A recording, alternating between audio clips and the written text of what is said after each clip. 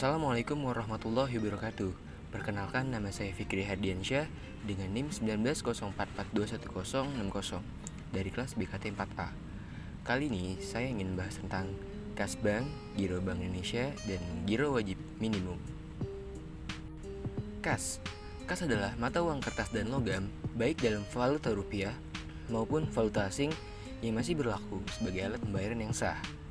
Kas perlu diatur sehingga tidak terjadi kekurangan untuk memenuhi kewajiban bank dan juga tidak berlebihan. Karena kas yang berlebihan itu akan menimbulkan biaya opportunity. Agar bank bisa mengendalikan kas, maka perlu adanya informasi mengenai posisi atau saldo kas. Perubahan posisi saldo kas di bank umumnya itu disebabkan oleh yang pertama, penyetoran dan penarikan tunai oleh nasabah. Dan yang kedua, penyetoran atau penarikan dari rekening bank yang bersangkutan di Bank Indonesia. Dan yang ketiga yaitu penggunaan untuk transaksi interbank. Misalnya yaitu untuk dana kas kecil, pembayaran biaya operasional, biaya gaji, dan sebagainya. Kas suatu bank tidak boleh bersaldo kredit karena akan mengganggu likuiditas. Khusus untuk rekening kas sering menampung pengiriman uang secara fisik atau remise dari suatu bank ke bank lain atau dari suatu cabang ke cabang lain. Contoh, pada tanggal 1 Mei 2007, Bank CBA cabang Bandung mengirimkan uang tunai secara fisik ke Bank CBA cabang Bogor sebesar 4 miliar. Buatlah jurnal cabang Bandung dan cabang Bogor.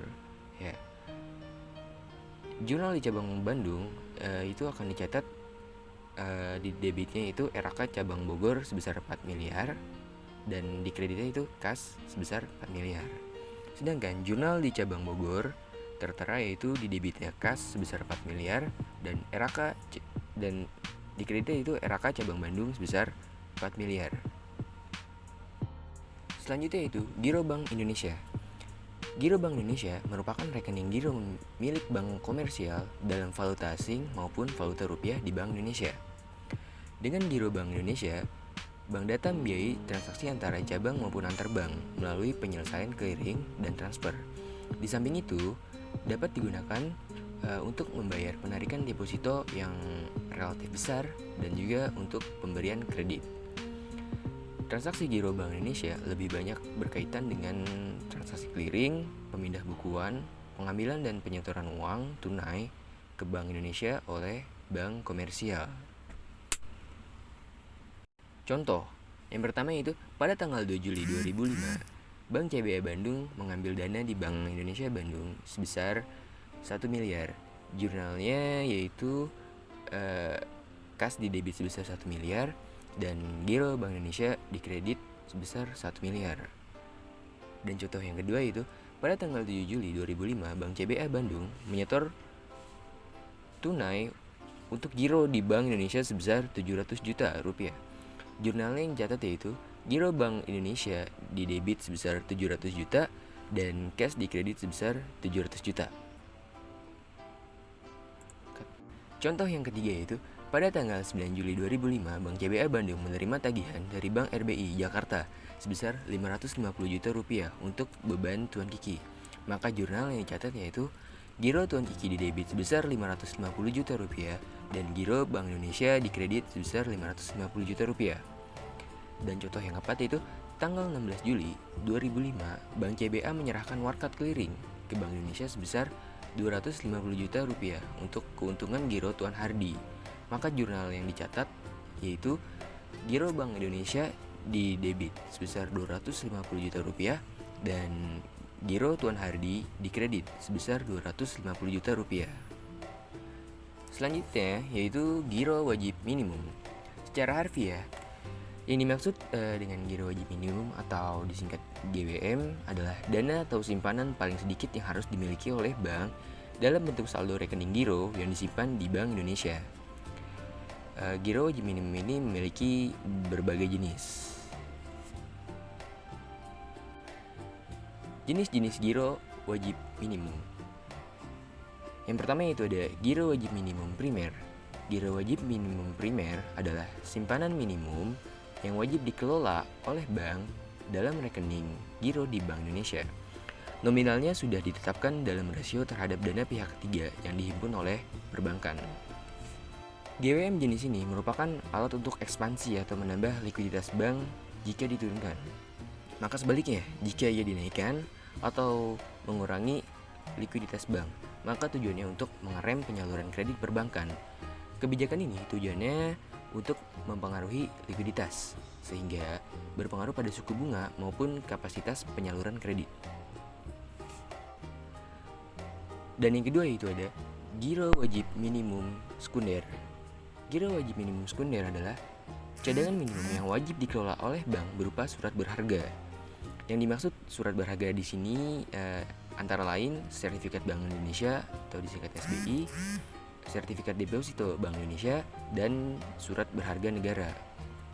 Seperti normalnya giro wajib minimum primer, nominal giro wajib minimum sekunder ini juga ditetapkan oleh Bank Sentral dalam rasio dana pihak ketiga. Tujuan kebajikan giro wajib minimum sekunder ini adalah untuk memengaruhi cadangan likuiditas bank. Tujuan lainnya yaitu untuk pendalaman sektor keuangan. Jika angkanya dinaikkan, maka bertujuan untuk mengurangi kapasitas kredit bank. Sementara jika angkanya diturunkan, maka bertujuan untuk menambah kapasitas kredit bank. Dan yang ketiga itu ada giro wajib minimum loan to funding ratio atau disingkat LFR. Giro wajib minimum LFR ini adalah giro wajib minimum yang dihitung berdasarkan rasio kredit terhadap seluruh penghimpunan dana atau loan to funding ratio. Maksudnya di sini adalah besarnya simpanan minimum yang wajib dikelola oleh bank dalam bentuk rekening giro di bank sentral. Persentasenya dihitung berdasarkan selisih antara realisasi LFR bank dan LFR target yang ditetapkan Bank Indonesia. Giro wajib minimum LFR ini bertujuan untuk mendorong penyaluran kredit bank agar tetap berada dalam rentan yang ditentukan.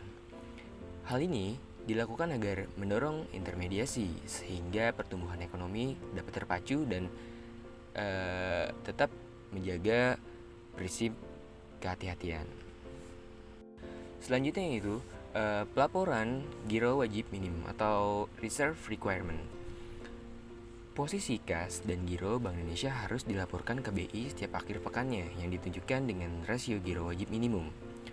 Untuk menentukan reserve requirement ini sebenarnya ada dua cara. Yang pertama yaitu melalui Legit Reserve Requirement atau LRR dan Contemporaneous Reserve Requirement atau CRR. LRR adalah ketentuan reserve requirement atau ketentuan giro wajib minimum berdasarkan kewajiban yang telah terjadi pada periode sebelumnya. Sedangkan CRR adalah ketentuan giro wajib minimum yang dihitung berdasarkan keadaan kewajiban sesaat pada periode waktu yang sama. Ketentuan reserve requirement atau giro wajib minimum di Indonesia menganut pada LRR. Rasio giro wajib minimum untuk valuta rupiah minimum sebesar 5% dan untuk valuta asing minimumnya 3%. Dan formula untuk menentukannya adalah giro wajib minimum sama dengan rata-rata harian jumlah alat likuid dalam satu masa laporan dibagi dengan rata-rata harian jumlah dana pihak ketiga dalam satu masa pelaporan pada 2 masa pelaporan sebelumnya. Dan terima kasih atas perhatiannya. Kurang lebihnya mohon maaf. Saya pamit undur diri. Wassalamualaikum warahmatullahi wabarakatuh.